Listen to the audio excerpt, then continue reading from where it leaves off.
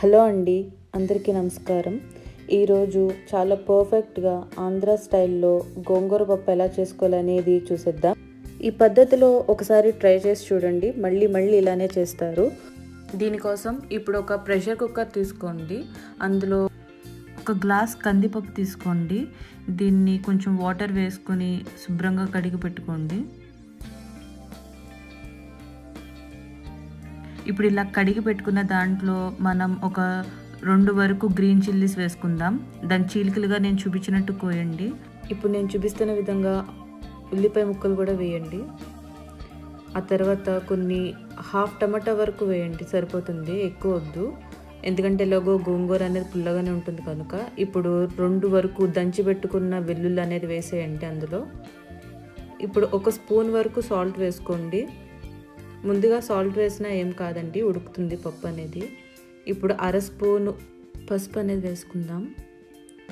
ఇప్పుడు 1 స్పూన్ దాకా red chilli powder అనేది వేసుకోండి.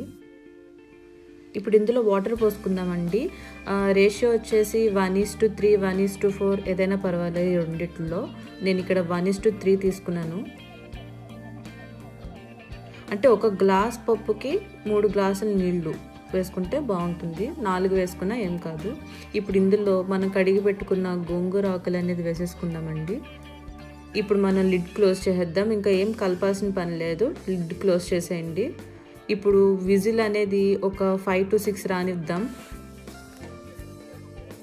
విజిల్ వచ్చేసిన తర్వాత ఒక ప్యాన్ తీసుకోండి, ఎందుకంటే తాలింపు పెట్టుకుందాం పప్పులో. ఒక 3 to 4 స్పూన్స్ ఆయిల్ వేసాక అది వేగాక ముందుగా మనం వేయాల్సింది ఏంటంటే మెంతులు అనేవి కొంచెం ఆయిల్లో అనేది ఇలా ఈ కలర్ వచ్చేంత వరకు వేగనిద్దాం. ఆ తర్వాత వెల్లుల్లిపాయలు వేయండి. ఒక 4-5 వేసుకోండి, సరిపోతుంది, ఆల్రెడీ వేసాం కనుక.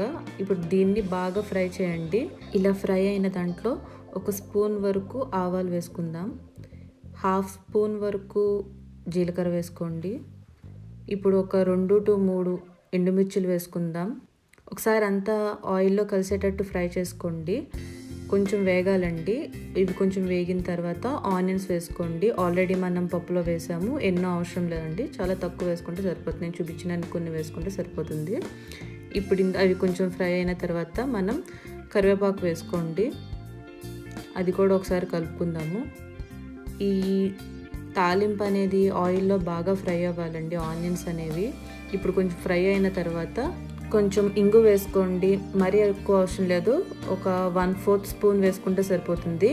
ఇవన్నిటిని బాగా కలిసేటట్టు ఫ్రై చేసుకోండి. బాగా ఫ్రై అయిపోయిన తర్వాత మనం ముందుగా బాయిల్ చేసుకున్న పప్పు ఉంది కదండి, అది తీసుకొచ్చి మనం ఇందులో అయితే తాలింపు వేసామో అందులోనే పప్పు వేయండి. ఇక్కడ చిన్న టిప్ ఏంటంటే, ఎప్పుడైనా తాలింపు వేసిన దాంట్లోనే పప్పు వేయండి. మనం తాలింపుని తీసుకెళ్ళి పప్పులో వేయొద్దు, ఎందుకంటే తాలింపు వేసిన ప్యాన్లో మనం పప్పు కనుక వేస్తే టేస్ట్ అనేది మరింత పెరుగుతుందన్నమాట. అందుకని అలా వేసుకోండి. ఇలా ఒక 5 minutes వరకు కుక్ చేస్తే సరిపోతుంది అనమాట. ఇంతే అండి, చాలా ఈజీగా చేసుకునే ఆంధ్ర స్టైల్ గోంగూర పప్పు. మీరు కూడా ఈసారి ట్రై చేసి ఎలా వచ్చిందో నాకు కామెంట్ సెక్షన్లో చెప్పండి. మీకు కనుక నచ్చినట్టయితే please like, share and subscribe to our channel. Thanks for watching.